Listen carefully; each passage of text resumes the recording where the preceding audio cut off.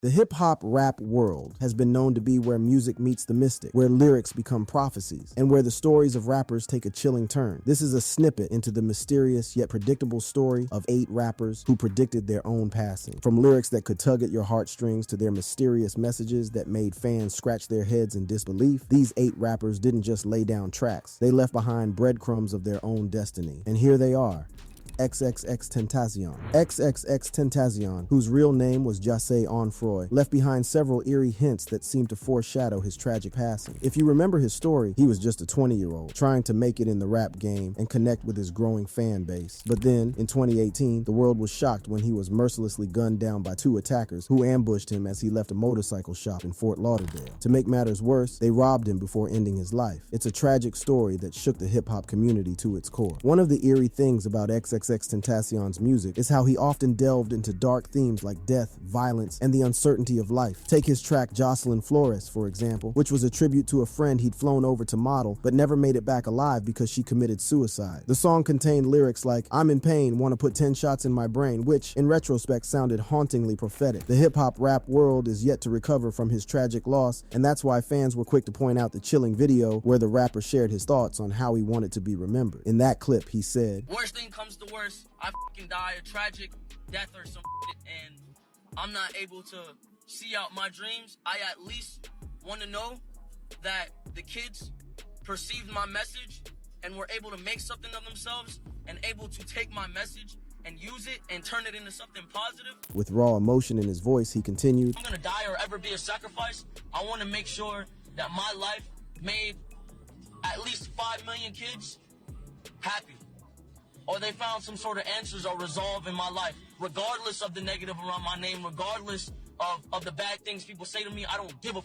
The rapper's words carried a weight that was hard to ignore. Well, he closed with a powerful message saying that he didn't care what anyone thought of him because he knew his goal in the end, what he wanted for everyone, and what he knew his message was. According to him, he just wanted to appreciate, love, and believe in everyone. Now, this rapper had his fair share of trouble, especially with some bad stuff happening in his personal life. Despite being a polarizing figure in music due to various domestic assault charges, his message about hope, staying strong, and believing in yourself still meant something, a reminder of his complex legacy. One of the most significant incidents involved allegations of domestic abuse made by his then-girlfriend, Geneva Ayala, and the accusations were not really pretty. She came out and said some heavy stuff, like how he hurt her real bad, strangled her, aggravated battery, held her against her will, and even messed with the people who saw it happen. Not only did these claims land the guy in handcuffs, but they also started this huge debate among fans and the public about whether he was a decent person or not. It's like everyone's talking about it non-stop. These allegations really shook things up, and it's crazy how they got everyone thinking about his character. Amidst these legal troubles and controversies, the rapper's behavior became increasingly erratic and provocative. He was involved in feuds with other artists like Drake, whom he accused of stealing his music, and used social media to hurl insults and threats and make inflammatory remarks. In one of his heated remarks, he said, "Drake is not a man. I think he's a bitch. That's a bitch move." It was a turbulent period, and many wondered if he was spiraling out of control. It wasn't even a surprise that some fans thought his death was masterminded by Drake because he released a track to diss XXXTentacion, and the lyrics were like a showdown of what happened. While it's impossible to say if he truly predicted his death or if it was just a reflection of the turbulent life he led, these instances have left many fans with an eerie sense of his connection to his own fate. Mac Miller. In a heartbreaking turn of events, rapper Malcolm James McCormick, aka Mac Miller, who was just 26 years old at the time in 2018, met a tragic end at his home in the San Fernando Valley, reportedly due to an overdose. He was scheduled to go on a tour for his album Swimming the next month. However, his death sort of stunned everyone. It was quite shocking and an overnight doom tale through the music world. But for those who followed his journey closely, it was a devastating outcome that had been looming. Miller had been battling substance abuse, and it wasn't news because it was quite public knowledge, a struggle that escalated following his breakup with pop sensation Ariana Grande. Their relationship had been marred by his addiction issues, and Ariana was open about how worried she was for him even after they broke up. After his death, a good friend who'd spoken to him just before his death was quick to mention his last words to him on the phone when they talked about their plans for an upcoming tour. According to him, he said that Miller's last words were, "Bro, I just want to make it to tour." The rapper's troubles with substance abuse were well documented. He had been arrested earlier that same year for a DUI and a hit-and-run incident. Ariana Ariana Grande's tweet, where she told him to take care of himself, showed how concerned she was. Sometimes you really gotta know someone well to see what they're going through. When people least expected it, an old interview from 2016 resurfaced, showing Mac Miller mixing what appeared to be a codeine-based drink and discussing his drug use. He was straight up about not being able to resist that stuff, and it ended up taking him down a really bad path. He revealed, "So I went through about everything. At one point, weed didn't relax me from everything. It made me more paranoid about all this shit happening. So I needed to get a drug that was a little more numbing, if you will, and less, like, in your head. I think that's what sparked me doing other drugs, because I hate being sober. I wanted a drug to do." In that video, Mac was clearly not himself, you could tell. He was all messed up, slurring his words and stuff. He admitted how dangerous messing with drugs was, saying, "I'd rather be the corny white rapper than the drugged out mess who can't even get out of his house." But then he said something real sad, like, overdosing is just not cool. There's no legendary romance. You don't go down in history because you overdose. You just die. And indeed, that was the turn Mac Miller's story took when he was found lifeless at his home, a victim of what appeared to be the very addiction he had struggled with publicly. His ex-girlfriend, Ariana Grande, had to deal with the painful reality that she couldn't be responsible for his sobriety and couldn't save him from all that mess. Addiction is a really tough battle. That wasn't even the only time he'd made a reference to drugs and what it could do to him. In his 2014 mixtape Faces, where he rapped about drug use and the toll it was taking on him, he said, "It's not just gypsies and fairies, this could be my last breath." Also in the song Grand Finale, he said, "Let us have a grand finale. The world will be just fine without me." These lyrics seem to reflect his struggles with substance abuse, which eventually played a role in his overdose. Additionally, in his NPR Tiny Desk concert just a month before his passing, he performed a song called 2009. In it, he reflected on his life and the choices he'd made, wishing he'd chosen a simpler path, in a line that sang, "And sometimes I wish I took a simpler route." The song and several other hints he left were introspective and somewhat melancholic enough to cause fans to see it as a glimpse into his state of mind before his demise.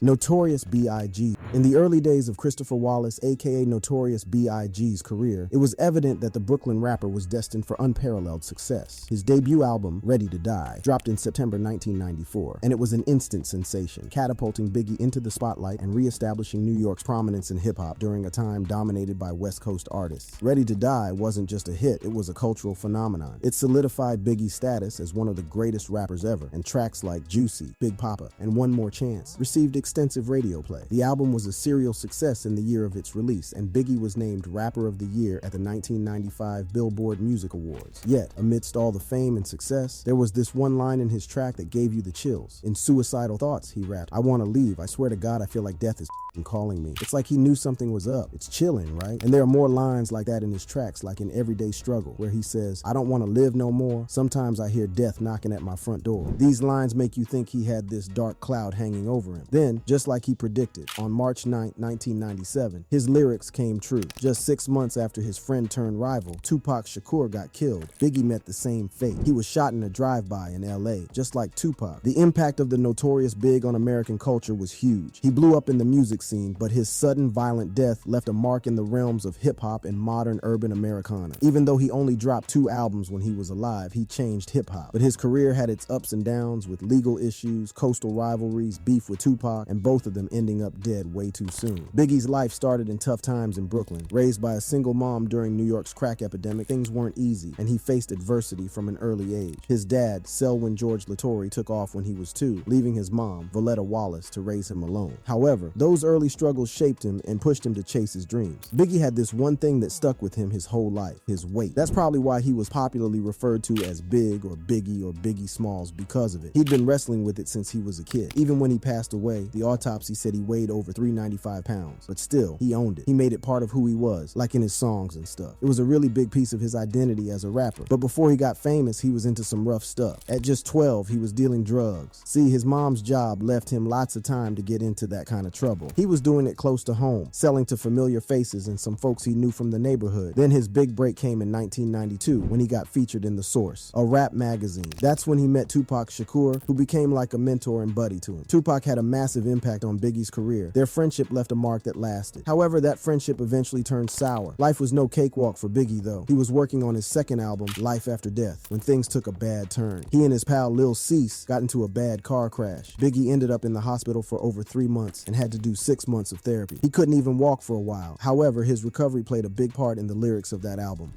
Juice WRLD. Jared Anthony Higgins, as he was named by his parents but known to his fans and the hip-hop rap world as Juice WRLD, met an untimely demise after suffering a seizure at Chicago's Midway International Airport. Just days after celebrating his 21st birthday, his fans were left in shock. The rapper had gained recognition for his chart-topping tracks like All Girls Are the Same and Lucid Dreams. Now, his music was not only a source of solace, but also harbored an eerie prediction about his own fate. In his song Legends, Juice paid tribute to fellow late rappers Lil Peep and XXXTentacion. Little did he know that the lyrics he penned for them would soon apply to his own life. He rapped about the tragic theme of young legends meeting their demise, including himself in that haunting narrative. What's the 27 Club? We ain't making it past 21. Another side of this story that often goes unspoken is about Juice WRLD's track Confide, where he foretold his own demise in remarkable detail. I'm getting high before the flight, LAX to the chit, and then something like, been reflecting on my life, something don't feel right, down deep inside I'm scared of my own demise, it's getting dark outside. It's kind of eerie thinking about what went down, especially with the reference to LAX, Los Angeles International Airport. He was supposed to perform at LA Rolling Loud the next day, all set to rock the stage, but life had some twisted plans. He hopped on a flight to Chicago, heading to Midway Airport, and that's where things took a dark turn. He downed a bunch of pills, mainly Percocets, and that's what set the stage for the heartbreaking overdose that took his life. But what really gives you chills is his lyrics, you know? It's like he was trying to scream for help through his songs. These pills make me roll like Dice Converse about drugs. I'm only trying to break the ice bleeding out. Feel like a lost cause oxycodone till I lockjaw. I need to clean my act up. Where's the Lysol? Those words tell a story of his struggle, battling addiction like a risky game, and a deep craving for connection. He sensed he was spiraling down, oxycodone locking his jaw, and all he wanted was a fresh start, like looking for Lysol to clean up his life. Actavis, that prescription cough syrup mixed with promethazine and codeine, was his way to cope, all set against those sad tunes. It's almost like he wrote a script for what would happen, and when it did, some fans just couldn't believe it. How could he be so on point with his lyrics that it played out exactly like he said? Well, before he passed, he, his family, and his fans had wished that he would have made the change to become sober, especially when he came out to the public to write an apology to his girlfriend, Ali Lottie, making it look like some sort of promise to work on himself, stating that he knew what addiction could do to anybody. In the tweet, he said, "I know I be scaring you,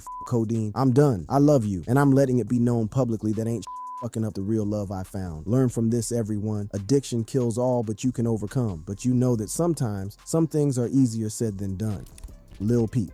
On November 15th, 2017, Gustav Elijah, aka Lil Peep, became another victim of one of these stories. At just 21 years old, the rapper's life came to a heartbreaking end due to an accidental drug overdose in Tucson, Arizona. This tragic event not only left fans in mourning, but also raised questions about the connection between his lyrics and the reality of his life. Peep was in Tucson doing his thing, getting ready for a concert, but looking back, it's like he knew something bad was coming. In one of his songs, Tonight, he sang these haunting words like, "I need help real soon, I'ma die in my room." It's almost like he was screaming for help in his music, you know? Like he was pouring out his pain and asking for someone to save him. That really got to a lot of his fans, making them wonder if he was really crying out for help all along. And then, the official word from the Pima County Medical Examiner says he died from a mix of fentanyl and alprazolam, which is just a fancy name for Xanax. Fentanyl, a super strong synthetic opioid, and Xanax, a prescription drug for anxiety. Both are quite deadly by themselves, but together, they turned out to be a deadly combo. They even found traces of cocaine and tramadol in his system, which is some heavy stuff. Peep's battle with drugs and addiction was no secret. He talked about it in an interview with ID back in 2017, not long before he passed away. He was upfront about dealing with anxiety, and he even mentioned taking Xanax to calm his nerves before that same interview. It just shows how complicated his relationship with those substances was. At one point, Peep's drug use had spiraled out of control, as he admitted to abusing Xanax intensely.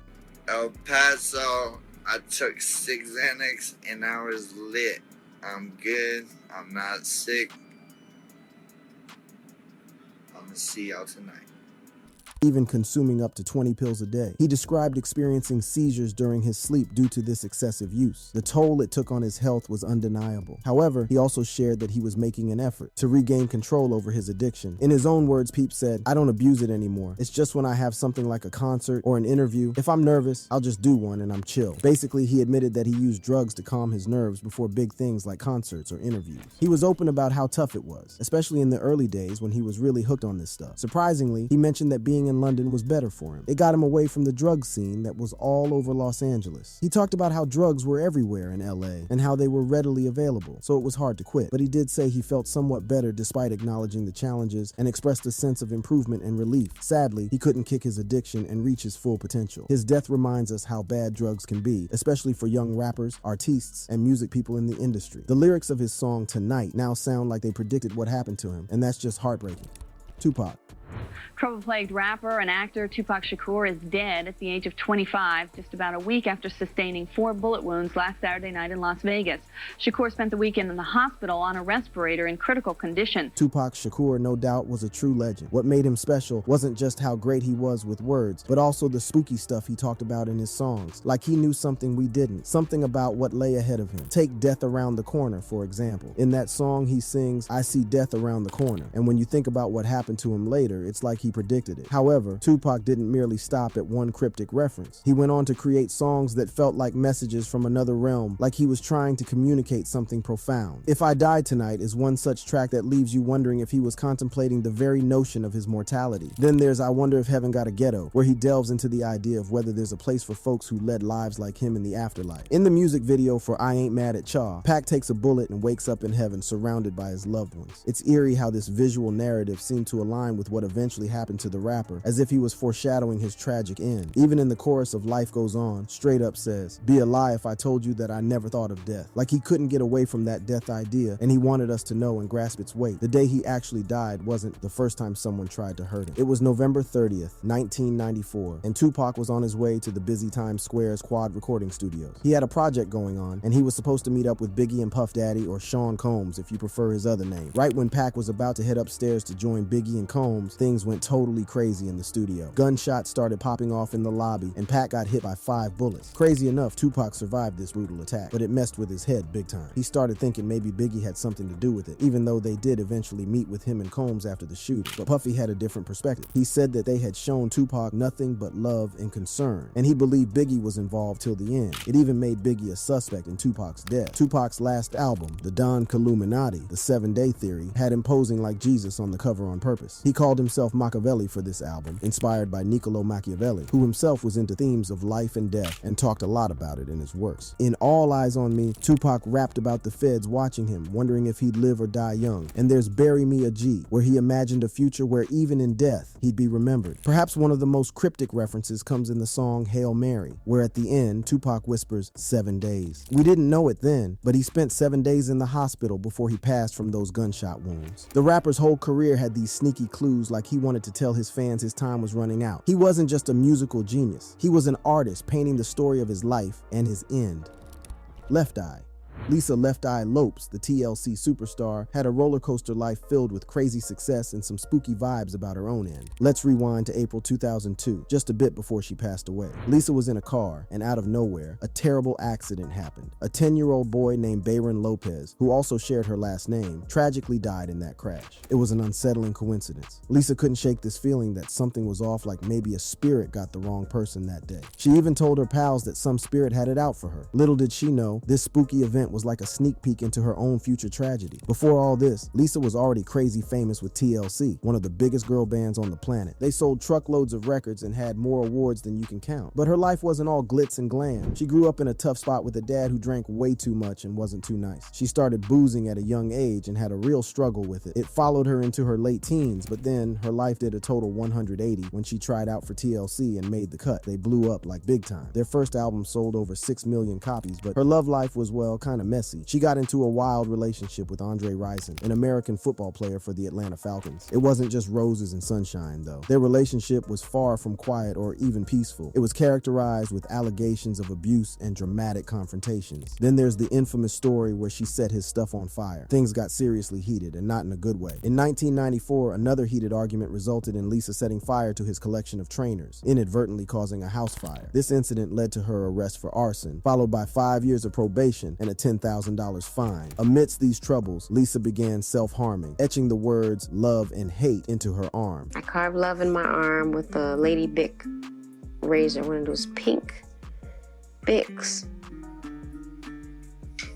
I carved I love Dre.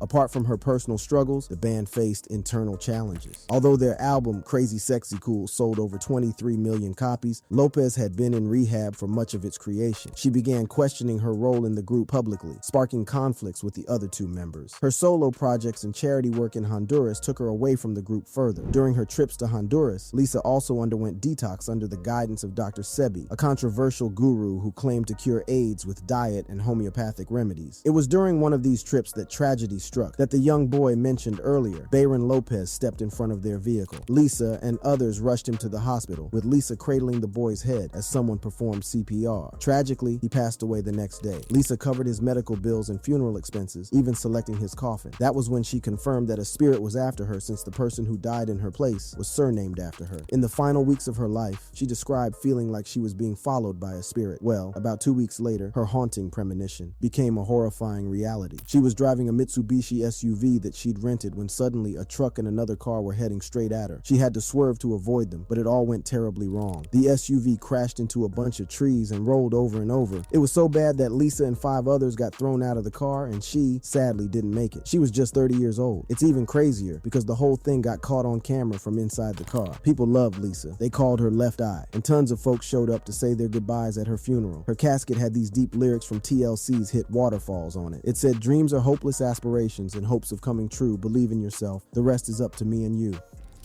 Big L. In 1995, Lamont Coleman, popularly called Big L, was signed with Columbia Records and dropped his debut album, Lifestyles OV to Poor and Dangerous. However, just a year later, he found himself cut loose from the label because they didn't quite like his rap style and production. You could say he felt like a stranger on Columbia Records, surrounded by executives who didn't truly understand his music. Still, in 1997, he jumped into his next big thing, making his second album, The Big Picture. They were all in, working hard on the album, and wanted it to be a big deal, like getting on the top 100 charts and all that. These guys had so much passion, and they were gonna make it happen. But things got tough when tragedy hit. His rap crew from Harlem, Children of the Corn COC, fell apart after a bad car crash. Then in 1998, Big L decided to do his own thing and started Flamboyant Entertainment. He dropped a single called Ebonics, and everyone loved how he rapped. Plus, he was part of DITC, a hip-hop group, and they put out their first single, Dignified Soldiers. But as Big L's star continued to rise, Rockefeller Records CEO Damon Dash took notice. Impressed by Big L's undeniable talent, Dash wanted to sign him. However, Big L had a condition. He wanted his entire crew on board. So, Big L, Jay-Z, Herb McGruff, and C-Town set out to sign with Rockefeller Records together, planning to join forces as the Wolfpack just a few days before the tragic event. Exactly, he was about to sign. Me and him was supposed to get signed with. We was going to do an album, like a group deal with Rockefeller Records. And then he got murdered, like, you know what I mean? That same month. That day, fate had other plans. It was one evening on February 15th, 1999, when Big L's life was cut short in a drive-by shooting. He was struck 9 times in the face and chest. What makes this story even eerier is that Big L seemed to predict his own demise in one of his songs that was released in his posthumous album, The Big Picture. In that haunting track, he rapped these words, "I watched all of them run for they share, and all I can do was stare. I got weak and fell on my rear. Now I can hear the sirens. That means here comes the Jakes, but it's too late. I'm knocking on the pearly gates." That was his prediction in Casualties of a Dice Game. You may see these unfortunate events as mere coincidence, but others may believe they serve as a stark reminder that life is unpredictable and that words carry profound weight. I mean, whether you believe it's a coincidence, a self-fulfilling prophecy, or something more mysterious, it definitely makes you think about life's unpredictability.